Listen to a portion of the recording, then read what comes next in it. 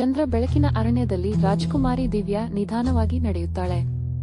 ಬೆಳ್ಳಿ ಮತ್ತು ನೀಲಿ ಬಣ್ಣದ ಉಡುಪು ಗಾಳಿಯಲ್ಲಿ ಅಲುಗಾಡುತ್ತಿದೆ.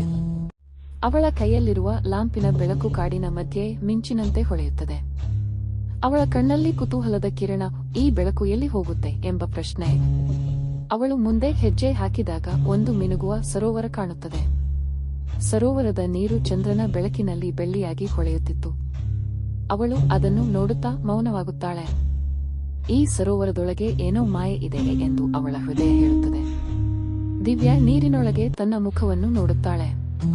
ಆದರೆ ಆ ಪ್ರತಿಬಿಂಬ ವಿಚಿತ್ರವಾಗಿ ನಗು ಮಾಡುತ್ತಿದೆ. ಅವಳ ಕಣ್ಣುಗಳು ಆಶ್ಚರ್ಯದಿಂದ ತುಂಬುತ್ತವೆ. ಮತ್ತೆ ಮತ್ತೆ ಅವಳು ನೋಡುವಷ್ಟರಲ್ಲಿ ಆ ಪ್ರತಿಬಿಂಬ ಜೀವಂತವಾಗುತ್ತದೆ. ದಿವ್ಯಾ ಕುಳಿತು ನೀರಿನತ್ತ ಕೈ ಚಾಚುತ್ತಾಳೆ. ಅವಳ ಕೈಗೆ ಸ್ಪರ್ಶವಾಗುತ್ತದೆ. ನೀರು ಬೆಳಕಿನಿಂದ ಹೊಳೆಯುತ್ತದೆ. ಒಂದು ಕ್ಷಣ ಕಾಡು ಮೌನವಾಗುತ್ತದೆ. ಆ ಬೆಳಕಿನೊಳಗಿಂದ ಮತ್ತೊಂದು ರಾಜಕುಮಾರಿ ಹೊರಬರುತ್ತಾಳೆ.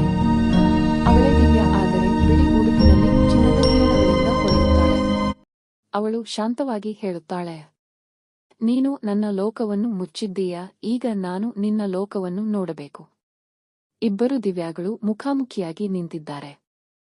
ನೀರಿನೊಳಗೆ ಚಂದ್ರನ ಪ್ರತಿಫಲಗಳು ಹೊಳೆಯುತ್ತಿವೆ. ಒಬ್ಬಳ ಕಣ್ಣುಗಳಲ್ಲಿ ಭಯ, ಮತ್ತೊಬ್ಬಳಲ್ಲಿ ಶಾಂತಿ.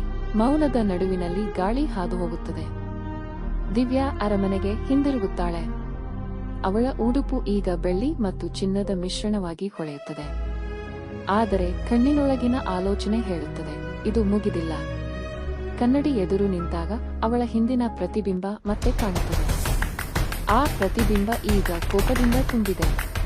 ಕಣ್ಣುಗಳು ಕೆಂಪಾಗಿ ಹೊಳೆಯುತ್ತಿವೆ. ಕಿಟಕಿಯ ಹೊರಗೆ ಬಿರುಗಾಳಿ ಬೀಸುತ್ತಿದೆ. ಪರದೆಯು ಅಲುಗಾಡುತ್ತಿದೆ ಮತ್ತು ಅಲ್ಲಿ ಮತ್ತೆ ಪ್ರಾರಂಭವಾಗುತ್ತದೆ ಶಾಪದ ಕತೆ. ದಿವ್ಯಾ ಮತ್ತೆ ಕಾಡಿನತ್ತ ಹೊರಡುತ್ತಾಳೆ, ಲ್ಯಾಂಪ್ ಹಿಡಿದು. ಈ ಬಾರಿ ಅವಳ ಮುಖದಲ್ಲಿ ಭಯವಿಲ್ಲ. ಅವಳ ಹೆಜ್ಜೆಗಳು ದೃಢ, ಉಸಿರಿನಲ್ಲಿ ಧೈರ್ಯ. ಅವಳು ತಿಳಿದಿದ್ದಾಳೆ, ಈ ಬಾರಿ ಅಂತ್ಯ ಬರಬೇಕು. ಸರೋವರದಿಂದ ಮತ್ತೆ ಆಕ್ರೋಧಿತ ದಿವ್ಯಾ ಹೊರಬರುತ್ತಾಳೆ. ನೀರಿನೊಳಗೆ ನೀಲಿ ಬೆಳಕು ಸುತ್ತುತ್ತದೆ. ಮೌನವು ಮುರಿಯುತ್ತದೆ. ಎರಡು ರೂಪಗಳು ಎದುರು ನಿಂತಿವೆ. ಒಂದು ಶಾಂತಿ, ಮತ್ತೊಂದು ಕೋಪ. ಕಾಡು ನಡುಗುತ್ತದೆ. ಅವರು ಕೈಚಾಚುತ್ತಾರೆ. ಅವರ ಮಧ್ಯೆ ಚಿನ್ನದ ಬೆಳಕು ಹರಿಯುತ್ತದೆ. ಅವರ ಕಣ್ಣುಗಳಲ್ಲಿ ಕಣ್ಣೀರು, ಆದರೆ ನಗು ಸಹ ಇದೆ. ಬೆಳಕಿನ ಕಣಗಳು ಅವರ ಸುತ್ತಲೂ ತಿರುಗುತ್ತವೆ. ಎರಡು ರೂಪಗಳು ಒಂದಾಗುತ್ತವೆ. ಹೃದಯದ ಏಕತೆ. ಬೆಳಿಗ್ಗೆ ಸೂರ್ಯೋದಯದ ವೇಳೆಗೆ ಸರೋವರ ಮೌನವಾಗುತ್ತದೆ. ದಿವ್ಯಾ ಬಿಳಿ ಉಡುಪಿನಲ್ಲಿ ಶಾಂತವಾಗಿ ನಿಂತಿದ್ದಾಳೆ. ಅವಳ ಪ್ರತಿಬಿಂಬ ಈಗ ಇಲ್ಲ, ಆದರೆ ಅವಳೊಳಗೆ ಬೆಳಕು ತುಂಬಿದೆ. ಅವಳು ನಿಧಾನವಾಗಿ ನಗು ಮಾಡುತ್ತಾಳೆ.